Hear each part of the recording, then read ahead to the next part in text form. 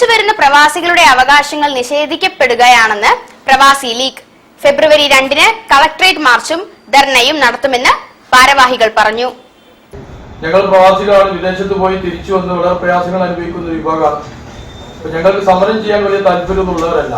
പക്ഷേ ഞങ്ങളുടേതായ കൂടെയുള്ള 10-30 ലക്ഷത്തോളം വരുന്ന പ്രവാസികളുടെ പ്രശ്നങ്ങൾ ഞങ്ങൾ സമരം ചെയ്യാതിരുന്നാൽ ഗവൺമെന്റിൽ നിന്ന് കിട്ടില്ല എന്ന് മനസ്സിലാക്കിയിട്ടാണ് ഇത്തരം സമരം നടത്തിയിട്ടുള്ളത്.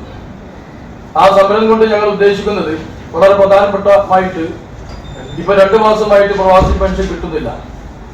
അത് എത്രയും പെട്ടെന്ന് ഞങ്ങൾക്ക് വിതരണം ചെയ്യണമെന്നാണ് ഒന്നാമത്തെ ആവശ്യം.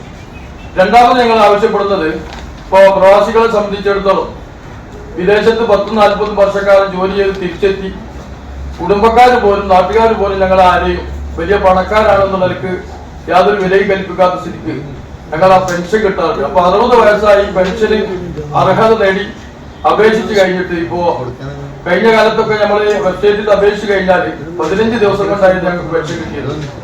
അതിപ്പോ ഏകദേശം 1 മാസമാക്കി 2 മാസമായി ഏകദേശം 9 മാസത്തിലധികമായിട്ട് അർഹമായ പെൻഷൻ പ്രവാസി കിട്ടാതിരിക്കുകയാണ്.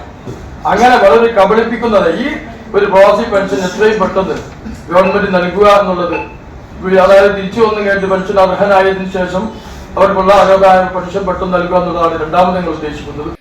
News bureau, Kozhikode. ജില്ലാ വാർത്തയിൽ ഒരിടവേള. ക്യാൻസറിനെതിരെ പൊരുതാനായി കാലിക്കറ്റ് സിറ്റി സർവീസ് സഹകരണ ബാങ്കും MVR ക്യാൻസർ സെന്ററും സംയുക്തമായി അവതരിപ്പിക്കുന്ന ക്യാൻസർ ചികിത്സാ സഹായ പദ്ധതിയാണ് മാസ് കെയർ.